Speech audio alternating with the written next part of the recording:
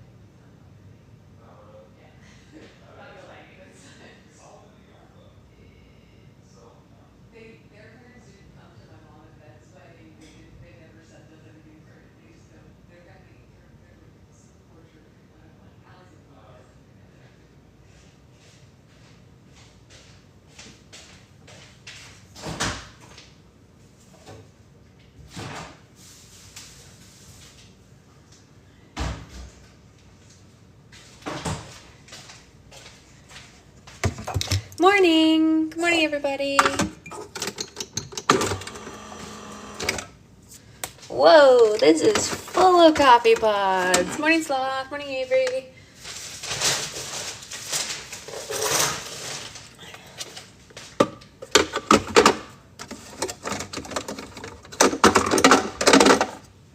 All right. How's everyone doing? Who has off of work today? Not me. But hopefully you. Maybe all of you have off of work today. I do not.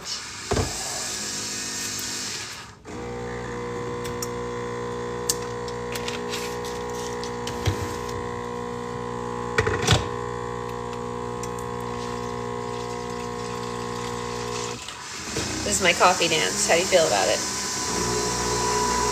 I thought it was a pretty good coffee dance. Oh no! Empty! Ah!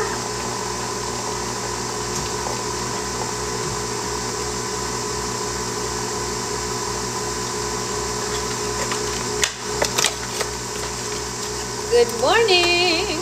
Because your boss is mean. Yeah, but I also really have to finish reorganizing the slime room before we go away. Like, it's, like, if you guys could see how much of a disaster it is right now, like, it needs to be finished. I'm close. Like, the closet is finished. Some of the other areas are finished. All the bins are clean for, like, the new restock and everything. That part's good. But, like, I really do need to finish reorganizing. It's just a necessity. So that's the name of the game for today, because I can't mail anything because it's a holiday, so there's no mail today. So I don't have to worry about going to the post office because I can't. So today's an organizy day, you know. And then I have to, like, catalog all my Halloween add-ins. I want to kind of, like, set them up for their slimes because, like, we're doing pre-orders for Halloween slimes. So I got to really get everything ready. You know what I mean? It's just a necessity. I know my boss is a little bit of a hard ass, but this time she's right. This time she's right. My boss needs to give you a raise. Yeah. Tell me about it. Tell me about it. Ooh.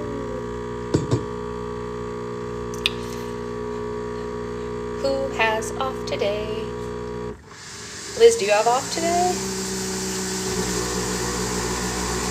Sloth, do you guys get off in Canada?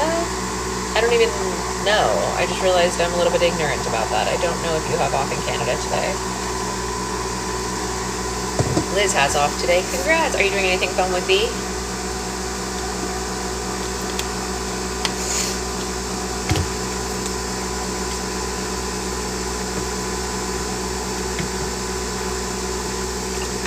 Yes, I have off today too. I didn't, so I wonder, that's interesting. I wonder, like, why Canada and America have the same Labor Day. It's not surprising that both have Labor Day, and we thought about the fair, but there was an incident there last night. Ooh, what kind of incident? I'm watching the wheelchair rugby games for the gold medal. Oh, snap! Oh, snap!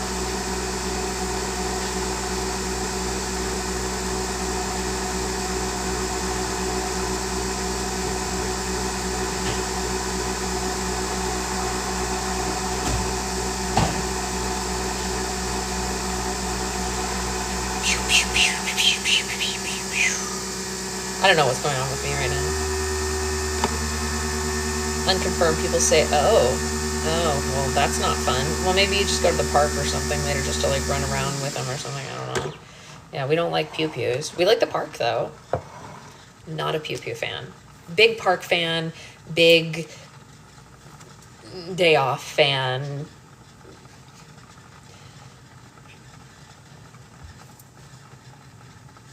Yeah.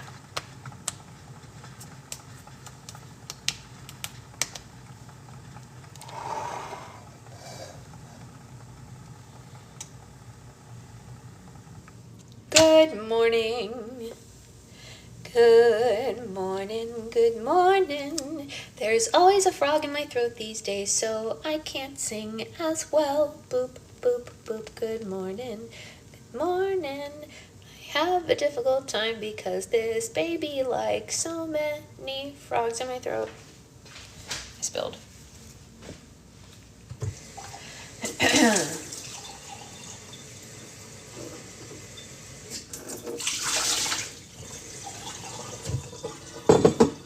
What is your go-to slime right now? Forgot to let everyone know the raspberry hazelnut combo was 10 out of 10. Nice. I don't have one go-to slime right now, actually. I kind of just go with whatever's nearby and I just grab it. Is that weird? I'm not sure. Maybe I need to have a go-to one again. I had a go-to one for a long time. I always had a stuffy nose when I was pregnant. Really? Okay, so it's not just me, Sophie. I'm glad to hear that it's not just me. I don't have a stuffy nose at all, but like I feel like I have a constant frog in my throat, which is not normal for me. Like that's not how I know that's like the norm for some people. Like some people just have like a froggy throat in the mornings, just regularly. But prior to pregnancy, that was not something that I dealt with. So it's been an adjustment for me to like be like, like, why am I like this? And I'm not sick. Like I'm definitely not sick. I feel fine otherwise. But it's just like, why you do this to me, small child? And she is a very small child. She's only about 6 inches. I'll tell Catherine if she has their emails that she can do it just as like a polite thing. I was just asking you if you forgot or whatever. No, so I did. I thought about it. I like hemmed and hawed over it and I was like, I don't know. It's up to you. You don't have to. All right. Are we all excited to dig back into this hilarious book? Yes. Which one? Wait, hold on. Anya, what coffee was a fail? Are you going to join us for book club today because you have the day off? Is your coffee delicious? What type of book are you reading? It's the book about the TV show where they're searching for Bigfoot. I'll stick around. It's pretty funny. Yeah. We've been enjoying it so far. It's got a lot of funny dialogue for sure. Yeah, coffee fails are a huge sad. I'm really I'm interested to see what the coffee's like in Germany. We'll be in Germany in less than 2 weeks, and I'm like, what is my coffee life going to be like in Germany? I don't know, but I am interested to find out. Ooh. It's a little bit hotter than I thought it was going to be, but delicious. Delicious. Delicioso. It's from a roaster in San Diego. Oh, so not that one that you were looking at buying online. I know you were looking at getting like a Runts one. Yeah, Anya lives in San Diego. San Diego. We've been talking about possibly taking a trip down there. I like San Diego. Yeah, it's nice. We used to go a lot when I was a kid. Between LA and San Diego, going along the coast is great. Yeah. Carlsbad, all that stuff. It's a pretty common thing that like we did when we were kids. We used to just like take day trips down there with our family. Just go to the beach, do whatever, yada yada, see the boardwalks and. It's a long drive, day trip. Not from Orange County. Oh, yeah, up here. Sometimes if there's no traffic, it was down like there to get people from my parents from the airport, and it's like, oh yeah, that's like a 2-hour drive. Oh yeah, no, but from there back then when there was less stuff, it was like a 40-minute drive. Oh yeah. So it's it like was a day trip. So to me, I'd be like, okay, well, It's we're doing this. We would go to SeaWorld sometimes just to go for the day. Sure. You know, whatever. Yeah, we'd wake up that's early. fun. They'd toss us in the car, still asleep. We'd get there. We'd be awake. We'd go run cute. around. You know, That's it really was, cute. yeah. I mean, it was easy. Everything was kind of just so cheap back then. You could just do stuff like that with a lot of kids. You know, Sure. because it just wasn't expensive yet. Like I said, our Disneyland passes when I was Zoe's age, an adult pass was $70 for a year. So you're like, whatever. Back then, that wasn't totally cheap. $70 for a year? Oh, for a year? Oh. It's pretty cheap. Somehow I blacked out for a second and missed the year part. Oh, 70 for a day is still cheap these days, but that would have been expensive back then. But Okay. 70 for a year? I thought it was, how much does it cost? Now? Yeah. More than that. How much does it cost for an adult to go to Disney right now? Depends on the day now. They have flex pricing now, depending on how popular the day. It used to be the same every day, no matter what, and now it's based, after COVID, they changed it to be based on how popular the day is, unfortunately. Did anything get better after COVID? No, literally nothing. Nothing got better except for our community here, but that's literally it. I mean, truly. Yes. Because it was a very standard pricing structure previously, and it was nice. And it was cheap for the kids to go, even before, like at least it was cheap for the kids. So even if an adult pass was more expensive, kids were still cheap before COVID. And now it's just like everyone's expensive. Like Zoe's ticket when we're going at Christmas time is not that much different than ours, which is wild. It used to be so different. But Insane. capacity rules now are different, which you wouldn't know by being there. No, when I go there, I'm like, whoa, what? Yeah, it's still weird. Overcrowded. It's crazy. Yeah, it's definitely overcrowded. So, I don't know what you're getting for paying more. Yeah, I'm not sure. But anyway, They're not getting anything. They're just getting more money. Yeah. They're letting in the same amount of people.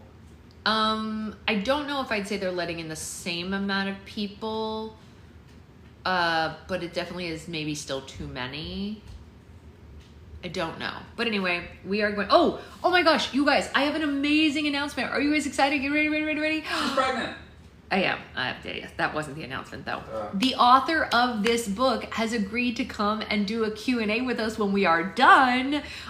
We will pick a time that works for her and also for our book club members. It'll probably be in the evening because, we don't want to make her get... she lives here in LA and she does have a regular day job, so it won't be as easy for her to come to a book club as like we do it here in the morning. But I think we can all agree that like having an evening book club with her one day would be super fun. She was like, she instantly said, I was like, hey, I just want to throw this out there, no pressure, but like, if you're interested, we've been loving your book so far. We're starting chapter 5 on Monday and we think you're hilarious. So we'd love to pick your brain and just like tell you we love your book if you want to come to our book club. And she was like, yeah, like she literally said absolutely within a second. She didn't even hesitate to respond. And so I was like, cool, we'll figure out when we're going to finish it approximately and then figure out your schedule. And maybe a weekend will be better for her. I don't really know. We'll just ask.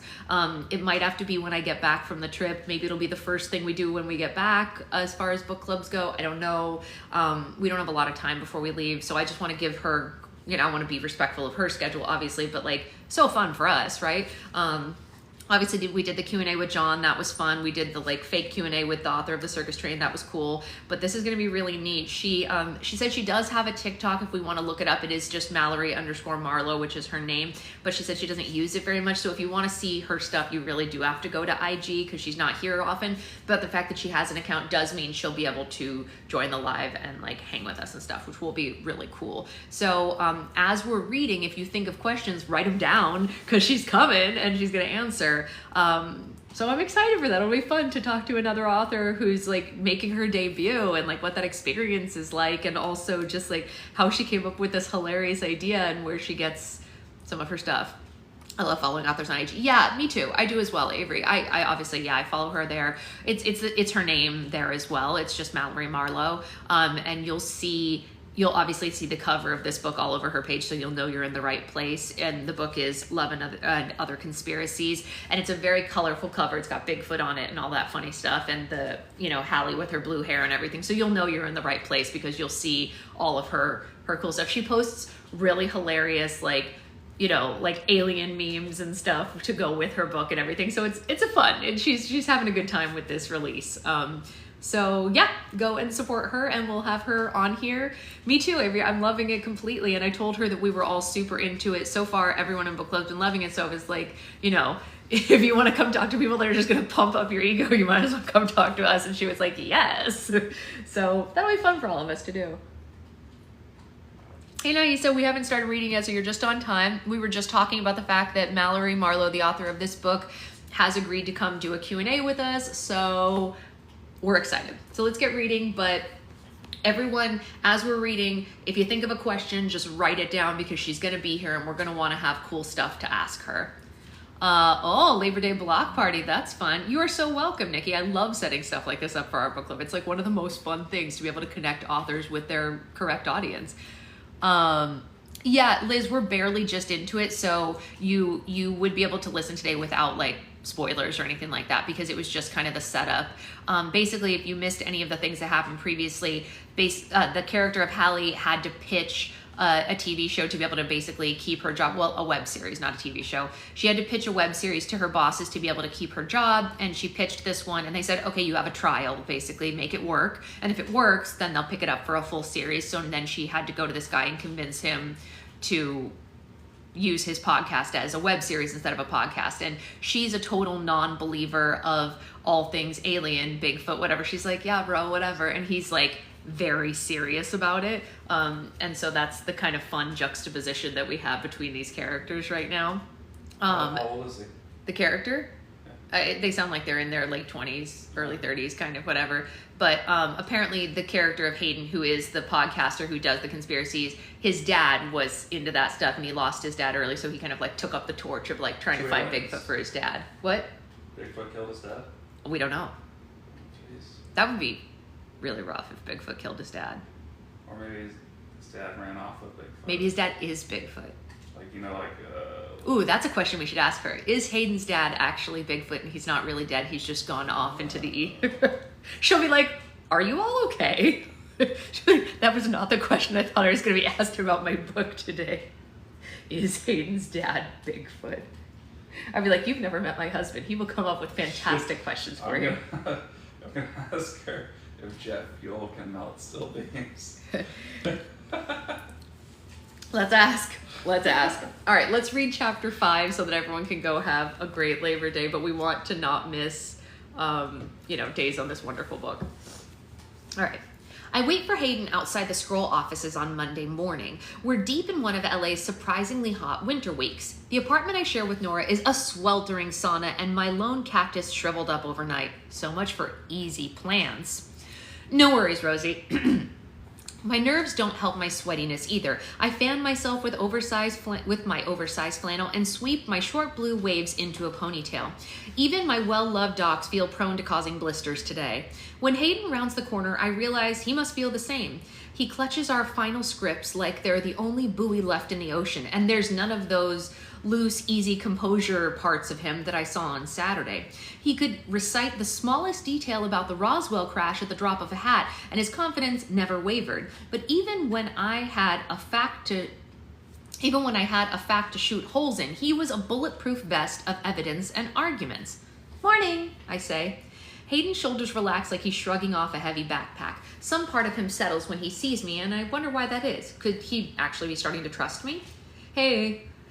There's still some strain in his voice that confirms my suspicions. I'm so drawn to those bold, bright moments that he has, like a conspiratorial tea kettle spewing odd facts that confident, deep lulls bring out in him.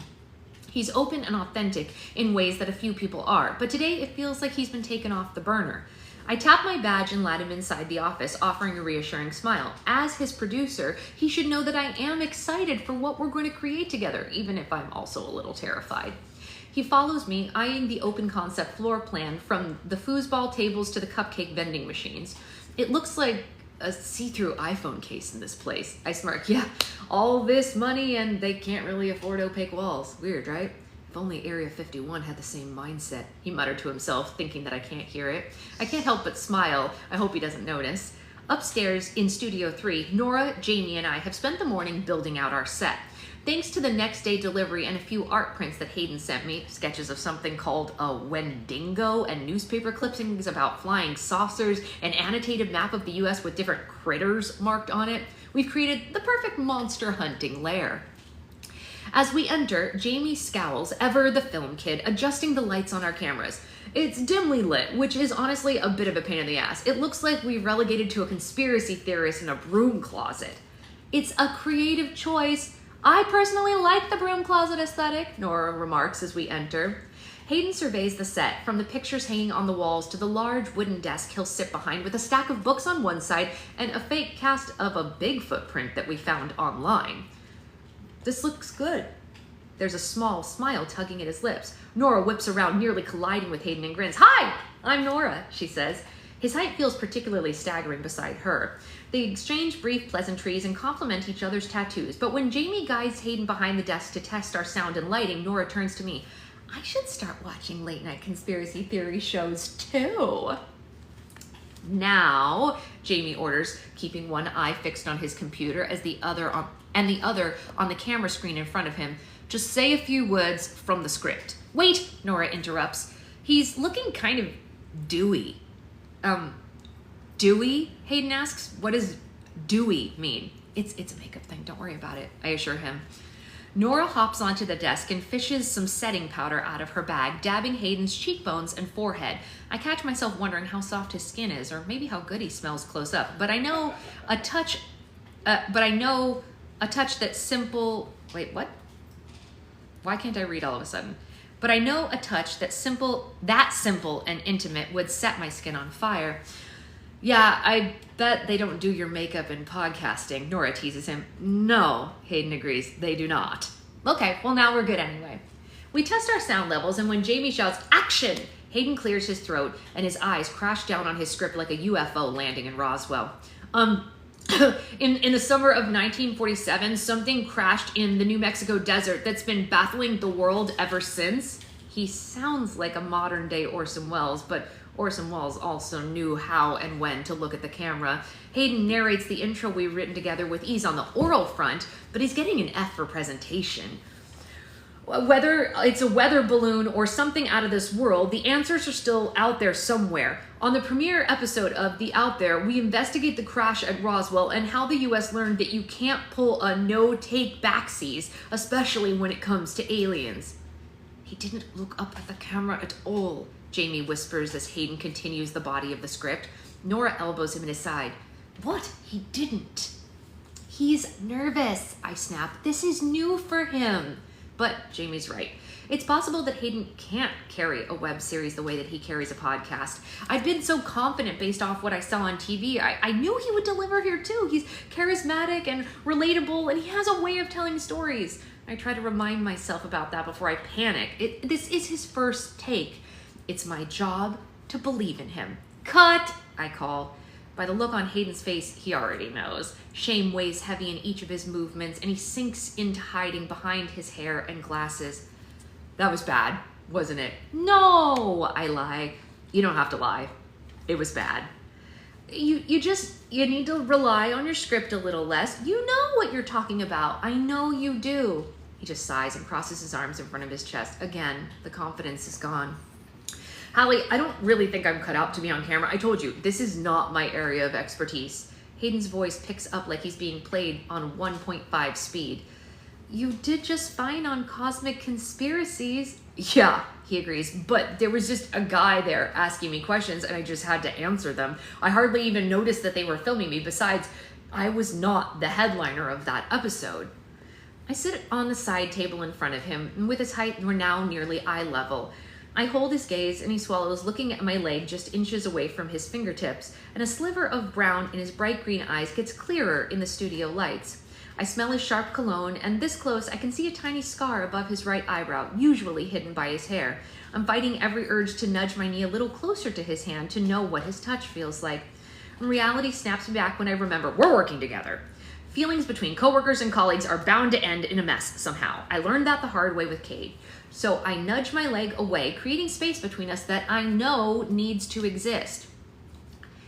You were the highlight to me, I say. The tightness in his throat loosens a little and his shoulders relax. You spent an afternoon lecturing me about the different cryptids and conspiracy theories out there. You made me, someone who doesn't believe in any of this stuff, still want to work with you. You convinced me. His head shoots up with a look in his eyes that screams, gotcha. But that's all real? My first thought, horrifying enough, is that, well, none of this is real. I read a few articles about simulation theory the other night after he pitched as a potential episode, but that almost slipped out of my mouth.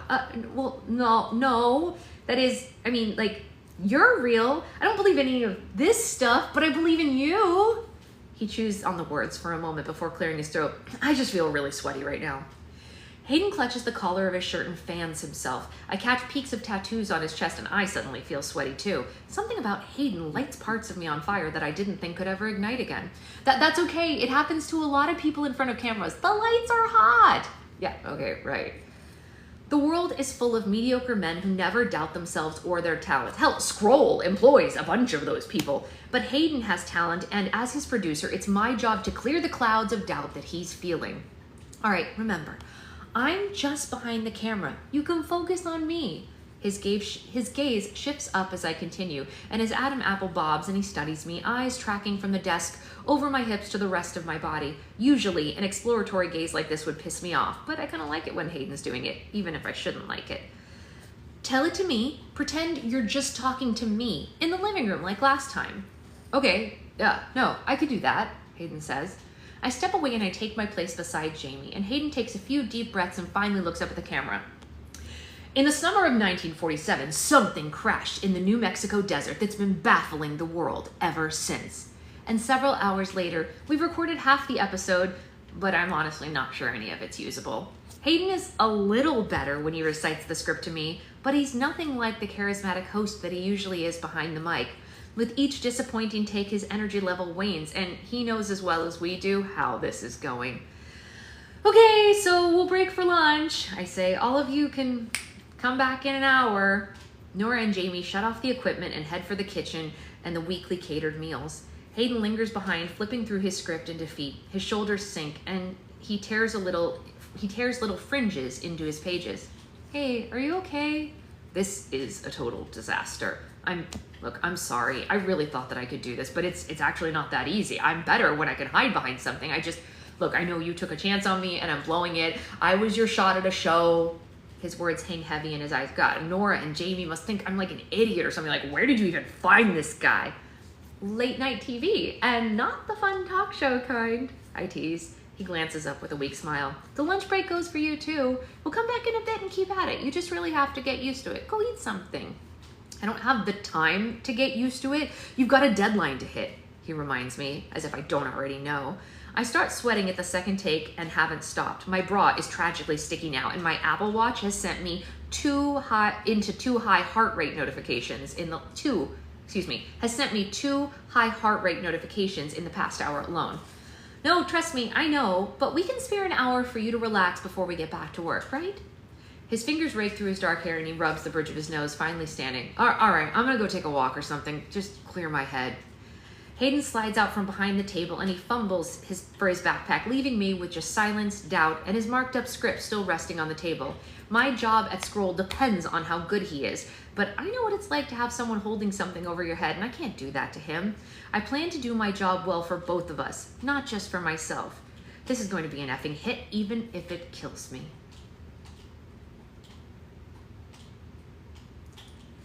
A major smoking gun, in this case, comes from the hand of Brigadier? Okay. Brigadier. See, that's why he's here. Brigadier General, is that what Mm-hmm. it was? Yeah. Let's try that again, you guys. I apologize. Yes, she got stumped on a word, ladies and gentlemen. It does happen. A major smoking gun in this case comes from the right hand of Brigadier General Roger Ramey. In a photo from July 8, 1947, General is seen standing over a piece of Roswell debris.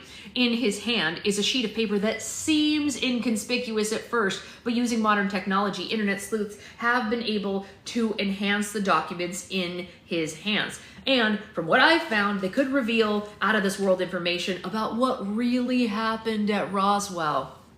After returning from lunch, Hayden's better in front of the camera. He still doesn't jump off the screen the way he did before, but we'll be interrogating infographics and recording ADR over some of the clips we plan to use anyway.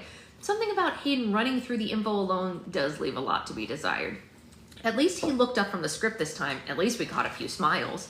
The door opens, and Chloe is one of the last people I want to see right now. Chloe will judge and evaluate our progress based off raw footage, and it could be make or break for the entire show. Fuck. Fuckity fuck.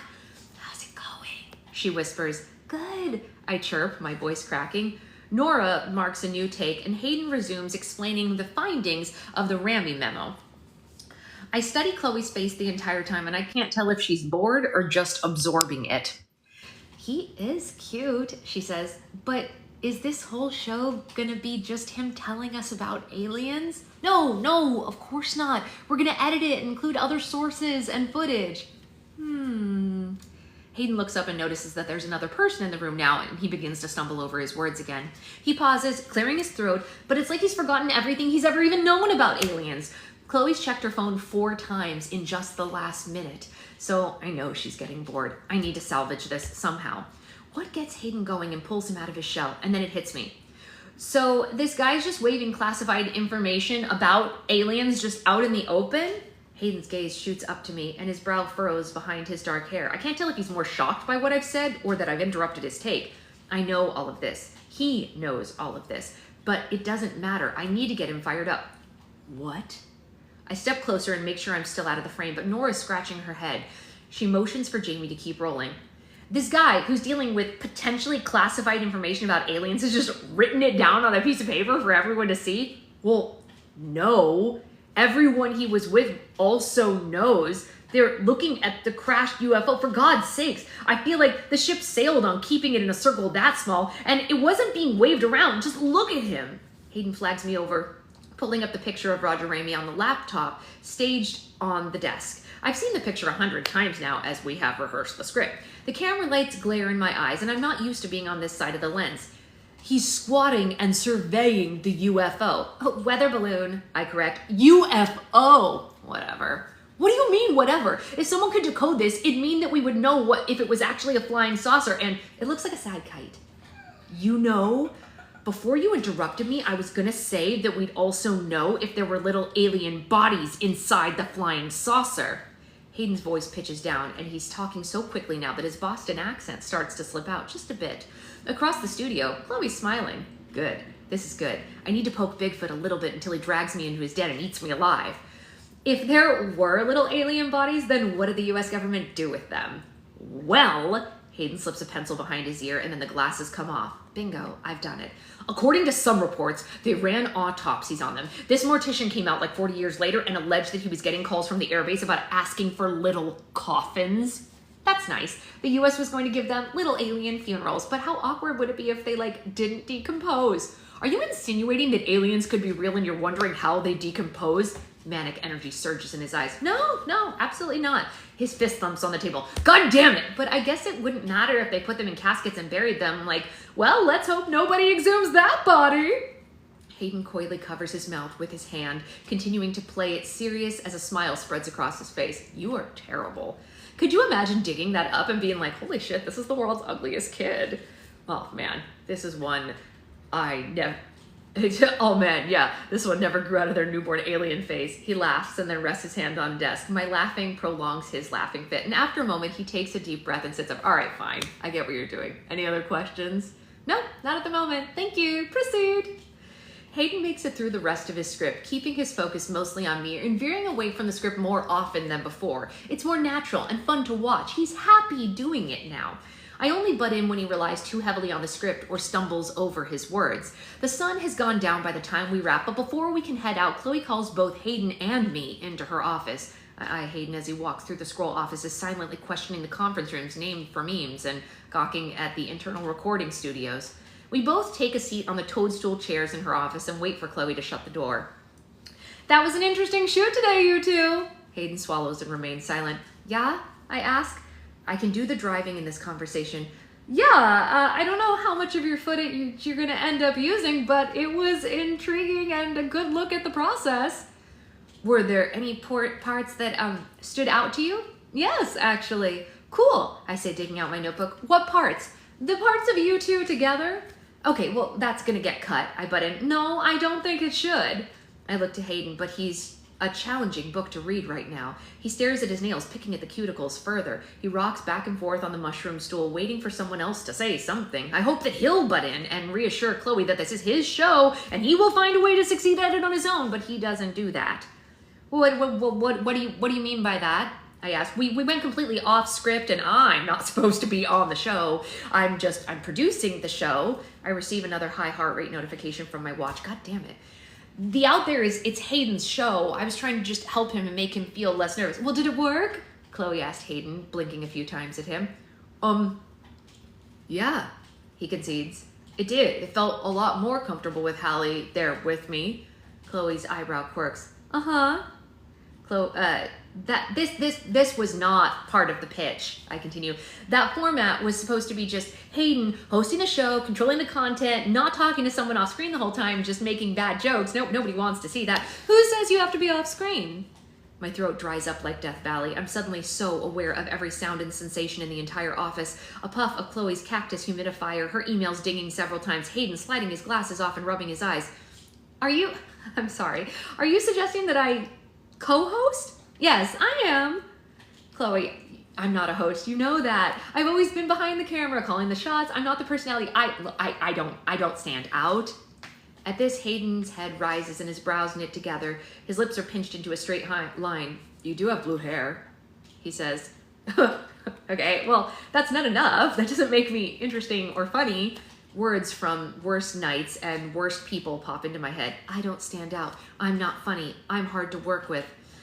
It zaps any inspiration or confidence I had down to nothing. No one wants me on their show. Why would Hayden? Am I even brave enough to step out in front of the camera like this? No. Hayden, what do you think? Do you think the show would be better if Hallie was your co-host? I know the answer already. He didn't bust his ass for years to build a platform and a fan base just to hand half of his show over to some girl he met a week ago. Why would he want to give up the spotlight if he doesn't have to? Why would he want to give it to someone who doesn't even believe what's out there? Yeah, I do. He finally says, I'm stiff as a board up there alone. At least it would give me someone to talk to. Hallie's smart and funny, and even though she doesn't believe in any of this stuff, the show had one hell of a lot more life when she was bantering with me. Holy shit. I can't stammer anything else. Our eyes meet and heat rises in my chest. Instantly, I know that he's telling the truth. He genuinely means it. He wants me to co-host? He thinks that I bring something to the show that makes it better. I think of the hundreds of episodes he's created entirely on his own and the rabid fans who hound his social media. He slept on if he even wanted to adapt this show, but he isn't hesitating to bring me on board. If she's open to it, I would like Hallie to co-host the show with me. I do need the help. Hayden's voice is solid with conviction as he proposes this to Chloe. She has great ideas and her personality is just so bright. She's likable and she's a hell of a lot funnier than I am. Bright. That's something that stands out. Chloe beams, and Hayden's gaze is compelling, as all of his theories are.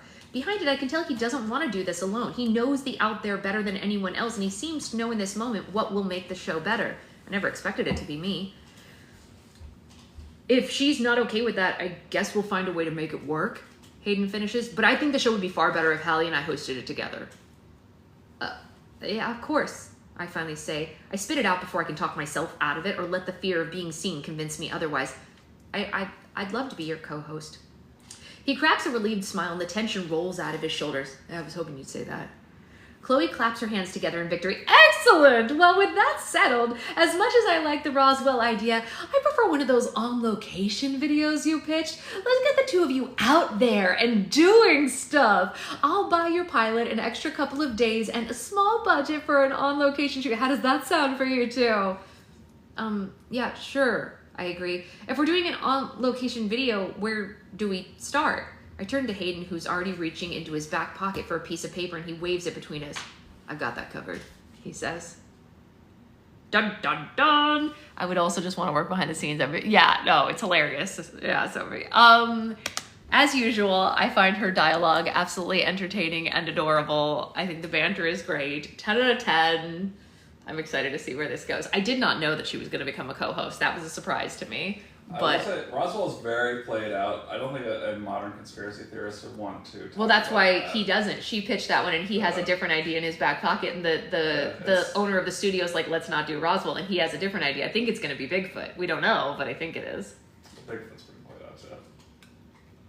Maybe he has something more fun and different to pitch with it. Yeah. Maybe he does. We don't know. It is cute, right, Claire? Claire, I don't know if you were in here when we mentioned this before, but the author is going to come talk to us, which is so awesome. So that's cool. I will see you all later, probably. I do too, Avery. I absolutely adore it. I'll either be making base for Roll for Slime, or maybe I'll pop on when I do my other draft. Who knows? Because I have the second fantasy draft today. But I will see you guys later for one of those two things, either Roll for Slime base or whatever. I'm going to spend most of today reorganizing and getting stuff prepped for our Halloween and Wicked pre-orders, which you know comes in just 2 weeks. That's pretty much the whole kit and caboodle. I hope you guys have a great day off for those of you who have the day off. And we'll be back on tomorrow. Don't forget to write. You know what? I just thought we have to ask her how you pronounce Hallie's name, if it's Haley or Hallie. How's it spelled? Hallie. Yeah, sounds like Hallie to me. That's what I thought. I thought it was Hallie. A couple people were saying it's probably Haley, but we can ask the author because she's coming, so she'll be able to tell us live how it's pronounced. Yeah.